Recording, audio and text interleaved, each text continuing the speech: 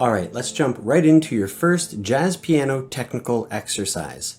This one you might even be able to use in the context of improvising as well too, but whether you're using it as part of a melody within your improvisation or just getting used to some of the flow around the chromaticism within chords, I think this is going to be a valuable exercise for you to learn. So this exercise works with any 4-note chord that has a flat 7. We're going to be using minor 7 chords and dominant 7 chords for this exercise, and I'll even give you a variation for the dominant chord and a modulation for the minor 7 chord. Allow me to explain. Here's how it goes. You're going to be playing a 4-note major chord, up 1 octave.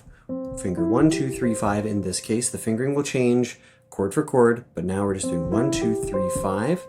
Then we're going to come down to the major 7th, and we're going to come down through all the same notes. So it's,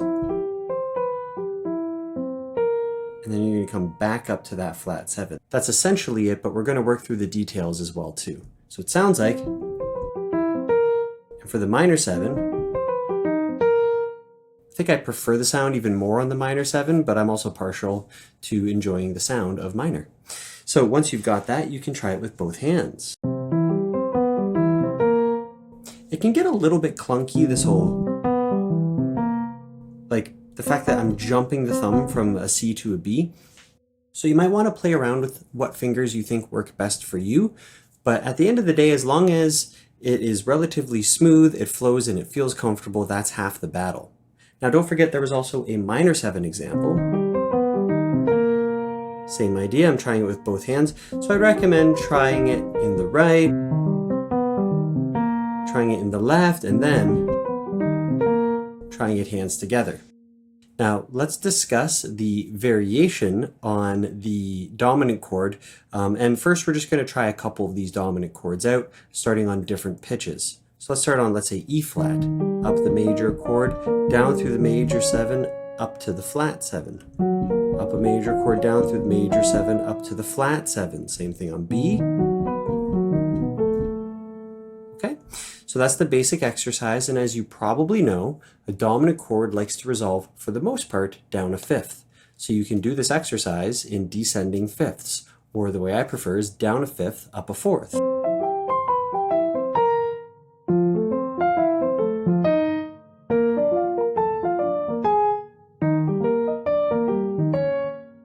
Okay, so the variation of this is relatively simple, and it's also a little thing that you might end up using in conjunction with some other exercises or while you're improvising.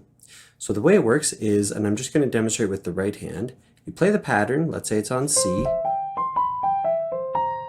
Now we know that this C dominant chord wants to resolve to F, and I'm very close to this A, down a semitone from where I left off, which is the major 3rd of our next destination chord, the F chord.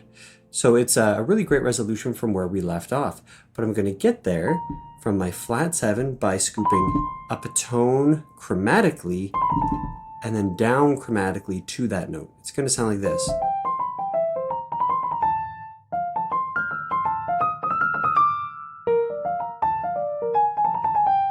The rhythm isn't super important. I'm going do-do-do-do-do as opposed to brum-brum. You can kind of break it up a little bit. I don't know how to verbalize that, but you get the idea. And then you can try this hands together.